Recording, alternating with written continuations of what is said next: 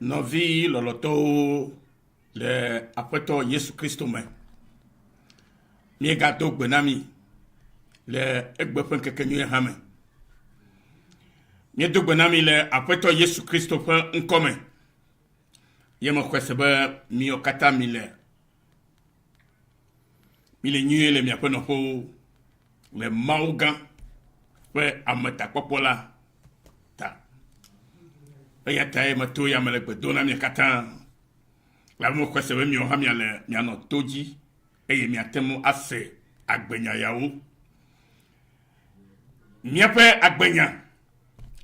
sike maucho de mi asi be mi atemu ame ple mi anono ne agbenesu amesi to Kristo we dosiko wona mi lame eya tae me gale mi ape kuma gapupu yamado eye me dakpena mi atu motore siare sikele e kame gapupu yame alo sikrava se le sikeme o popo sumiasi be mi ase wo ehia be mesiame na senyanyusia nyanyusia cho True Forgiveness Mission Australia cho mi ape dochola ple mi ano vigbo ko yo be Yesu nyo oyira maulolo afu ajirula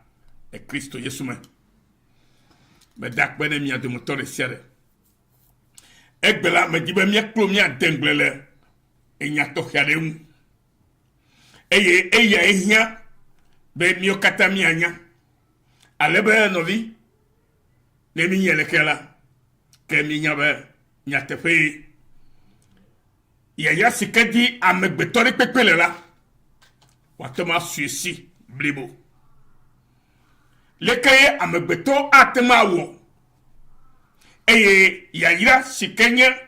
vovo popo ntifafa la messe dede nono ble enunyo fe amesi susure lekemi atema wo vevieto miamesio nye Kristo to leke mi atemu akere mi ape ya yam tio yepe nyawo ji mi le yigele gapupu yame ne mi ajia mi akere le onwo kokko yame le mose fe agbale atolia me eta wereke pokui blavovo ato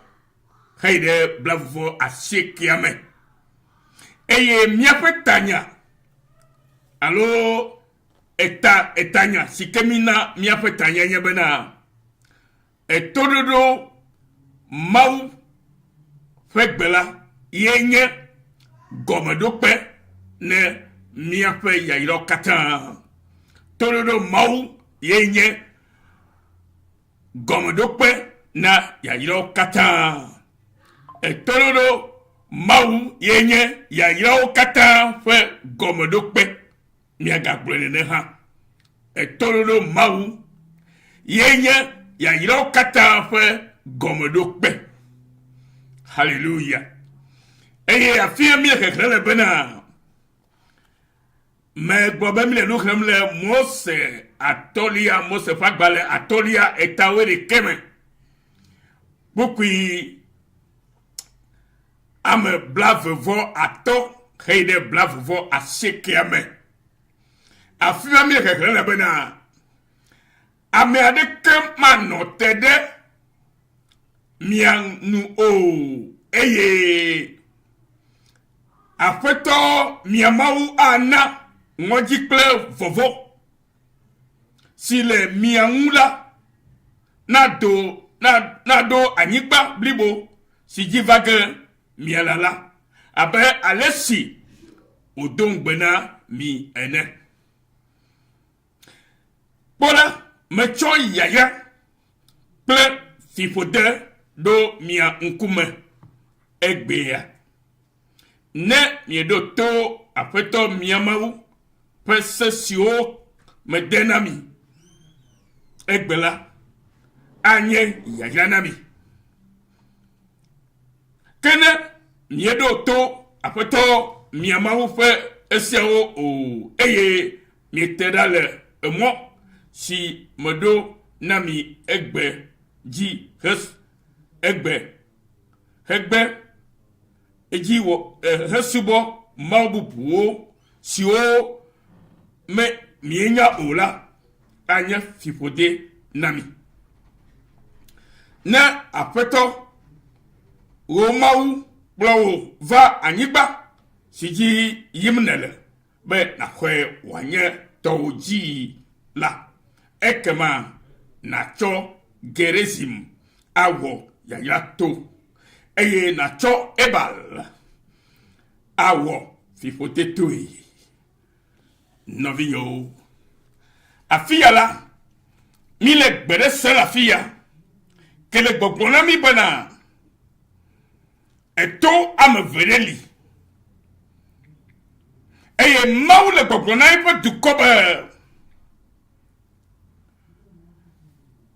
Amerike maten anotere onu o Amerike maten anotere onu akpogbere o elabe ye kenya ofo mawu kenya afeto mawu sekatatola ye de moji efe dukon eye vovole efe dukon alebena amesiame alo eketo alo ennemi alo achitere la o matono tere un nukata elabena mau yento ele okplom vole esiame la ega gblono bena nenyebe be yaya sokata ne kpo alo ne kpo gomele yaya sokata mala ejebena wa doto efe gbe wa voy eta emena tanya nyaya bena otododo mau yenye yayiro kata fe gomedope nenyebe miete du ato mau novio nenyebe mito du ato mau fe gbe leketutu o jerobe amegbe toke yodo kobe ye trozi Kristo tola nenyebe mieto du ato nenemala ke miedo gomedope tohede ke jie miatu yayira sukata la fetola menamila miatoma tureji eye wa yomibe yayira duko eye tale hehremea le kukui blavo ni so ire blavo sekema gobe wato etole acho wo yayira foto ye gomodope sikoyobe gerezim yenye yayira foto novinya apoto dibe etuma kenye gerezima nenya gomodope na oha egbe abe Kristo toene alepena na chwede dokujibana azo ke senyela ezie jiba abe ame kenye Kristo tonela ezie jiba ya doto mofegbe ya vo mau anakbe de mofedo ndo anyonu ekema ya irasio katala anye komo popona nye pleusia elabe New York ko joaji na mawea ta na nyabe afina temu akọ ngbedodo kata sike maudo abalke bobe eyanye ngbemadonami bena amade kemano etede mia o eye afeto mia mau ana ngodi pe vovon sile mia ngula nadu anyigba blibo siji vage mia la abe alesi odo ngbenami ene afeto pe ngbedodo benade amade kema tono tere yefe dukonu po gbedeo vonu ke bietu yefe dukwa sinye bena ona do tefe dodo kle fe siawo ne ona nagbenu pepepe ne makaya onyabe yodo foundation alo gomedo pe sikoyo la fiabe gerezin fe eto yeye ya ira fe to Hallelujah. Amen. Ne eton kede yayira to ya nti a kede nya ba ewenye yayira to kekeke to ela be edu ato mo fegbe etododo manvovo mo sosoda esia wenye yayira kata pe gomedope eyata geresim na fia obe yayira to e onye wacho ya wo yayira to ke ebala yenya efifo de to eyata gbande mobe le woto madume e nabanabe ebal amanyo gomedope na o gbenule ebal kenye tomagbo ne na nya na trode etododo maufe gbeu pepe dodo ne na agberenu ne na kpola bele ya yasikele maume abereke dongbe na mi ne de masu hasio maha e amerika maga flule mo reke jiu amerika maga abre odem tio e nenya etododo mau yenye ya yokata fe gomedope ye ole de fiem le fiale geresim fe eto kenya era foto la ke nyemati ba ma fun foto e baliangu la ba nye fipo de foto vo me de me diba mega nabe eto sika nye e bala na kpono polo ya gbomo po gbedo ke eto sika jebe yenye geresim kenye gomedope ne ya yokata sikela fotolama ne amesio kata do atolela danyo fo gomo popo tododo mawa yenye ya yiro kata fe gomedope me la fide ko avec Dieu tododo ma ko woni eyata nyagbola fagbale ma fagbale gbonyade e gbonya tokere nami nyagbola fagbale etame at ene Pourquoi mamlea elle est bible à l'homme pour mamlea faut égaler bible à boome nya fe gbeke il nya gro fa gbe yobe ecclésiaste etamato na akpota matoa a pourquoi gban vo fe gbe bible à l'homme là enye pourquoi mamlea le eta eniame yenye potie vo le bible fe gbe bible à l'homme là yenye etamatolia pourquoi gban yemi le ne eyina mauvava la pe mela lenkude wo afode de munyi enyobe na yi aketonyi asenya wube na yi ada savo abe alesi bomechilao wole ene elabena omenya be nusiwo wo mu yolela nyevon o bomo chilo omenya nusike womo omenya nusike womo la omenya be foyo aba bomo chichi fodi wo kenye nunyala wo kenye nu gomesela abe ke biba bo maunya nyenye nu yenye gomototo na nunya nenyebe wo ya nyanula ke ne la petola papa meila ke eyina bena yeba sefe nyai menye vosa te pe yinelo